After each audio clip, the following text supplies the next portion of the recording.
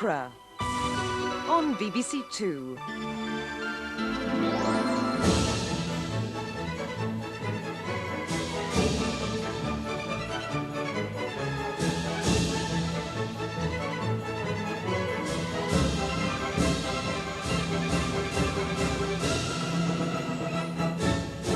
Zubin Mehta conducts Maria Ewing in the Royal Opera House production of Bizet's Carmen, New Year's Day at 5:15 on BBC2.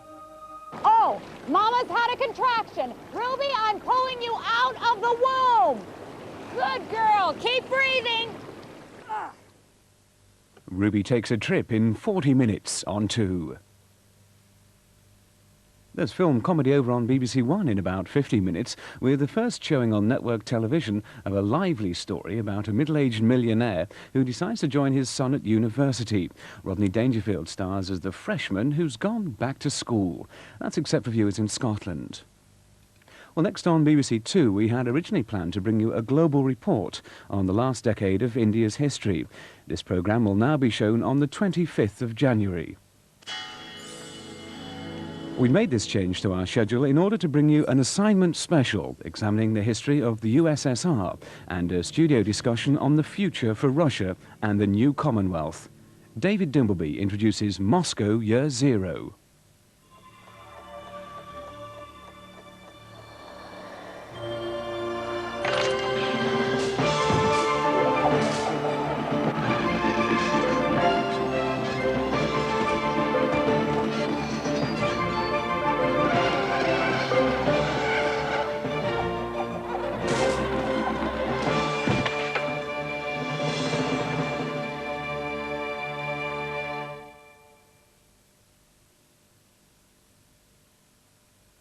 Good evening from Moscow, a city which this New Year's Eve awaits 1992 with some foreboding.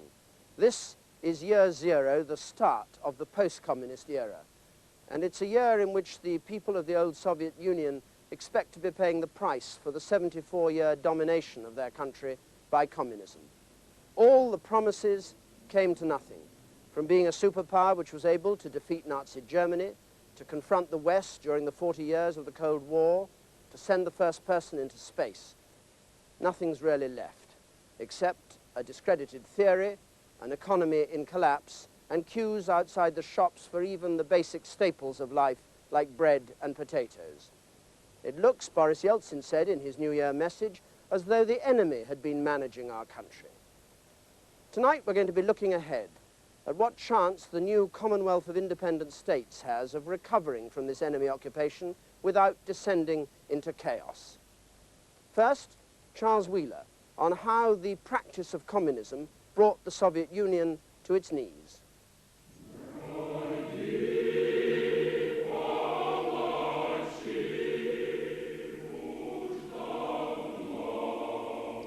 The communist experiment has ended as it began 3/4 of a century ago, with the people desperate for food. Only the scale of the crisis is different. The root cause has never changed, the triumph of dogma over the need for radical reform.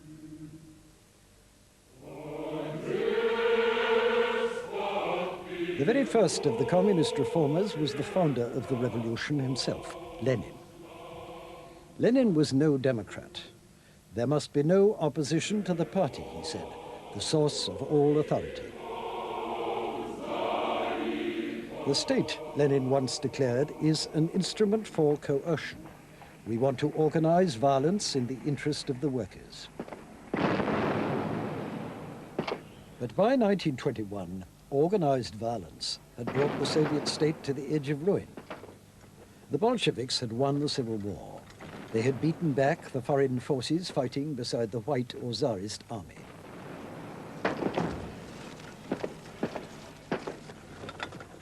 But the Bolsheviks had lost the support of most of the working class, and especially of the peasants. Across the country, the peasants were in revolt, angered by Lenin's broken promise to give them land and a share of political power, and by the forcible requisitioning of grain. The regime's treatment of the peasants, combined with 2 years of drought, caused the greatest famine Russia had experienced. There was massive foreign aid. At the height of the famine, America alone was feeding 10 million people.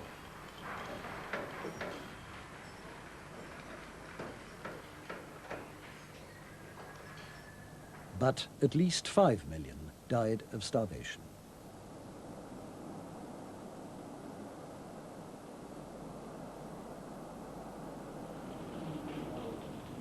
Lenin's belated response was what he called a strategic retreat. He told the party that only an agreement with the peasants could save the revolution. His solution was a partial return to capitalism. He called it the New Economic Policy, or NEP.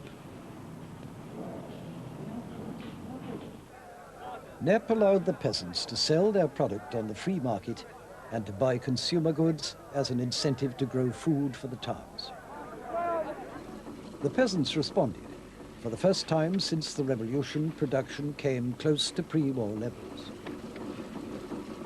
Lenin insisted that his retreat was only temporary, merely a truce, and so it was to be.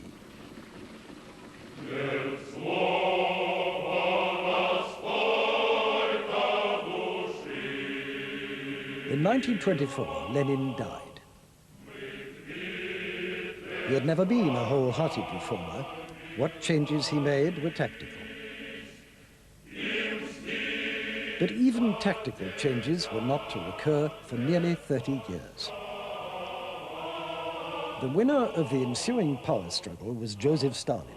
Lenin, in a move he later regretted, had made him party general secretary.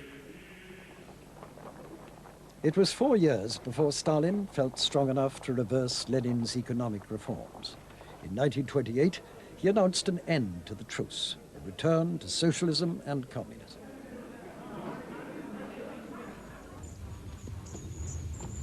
Stalin's weapon was the enforced collectivization of agriculture.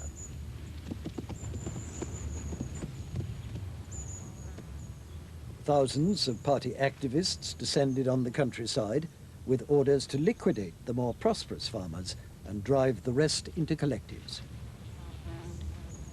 Again, the peasants tried to resist.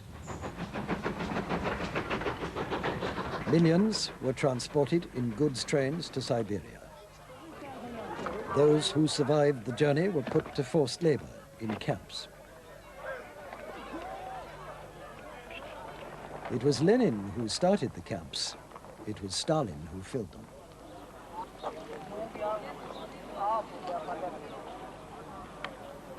By 1931, 2 million prisoners were working in appalling conditions, building railways, canals, and factories, often in the most desolate parts of the Soviet Union. In effect, they were slaves, and hundreds of thousands died.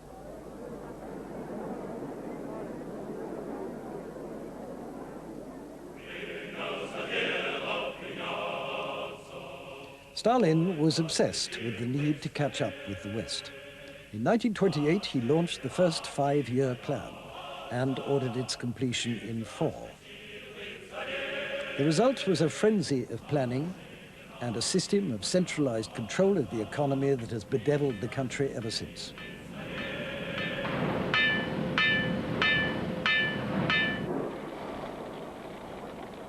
The Soviet Union's Industrial Revolution was brutal.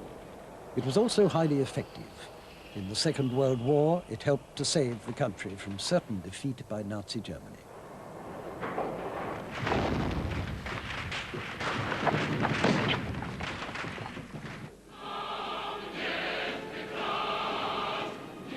Victory in 1945 brought superpower status. The Red Army's conquests in East and Central Europe created a belt of subjugated states to be ruled according to the Soviet model. For Stalin, the empire created new opportunities, and for his successors, new tensions.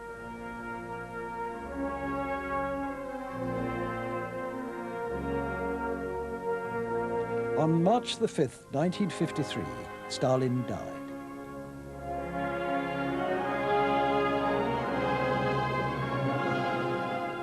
There was no heir apparent, only rivals to succeed him. Notably, Georgy Malenkov, who became head of the government on the right, and Nikita Khrushchev, who assumed leadership of the Communist Party, on the left.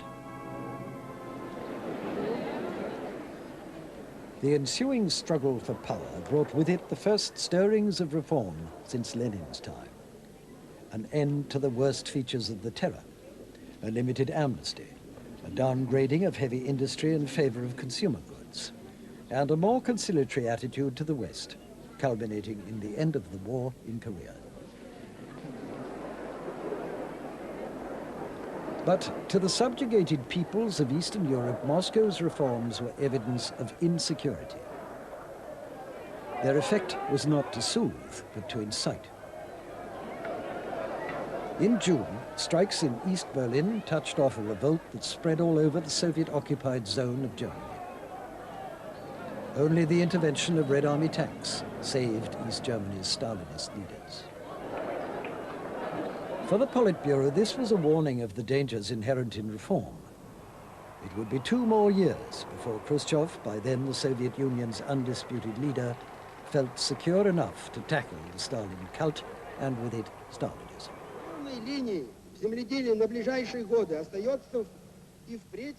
Khrushchev's denunciation of Stalin at the Communist Party's 20th Congress in 1956 was a milestone in history.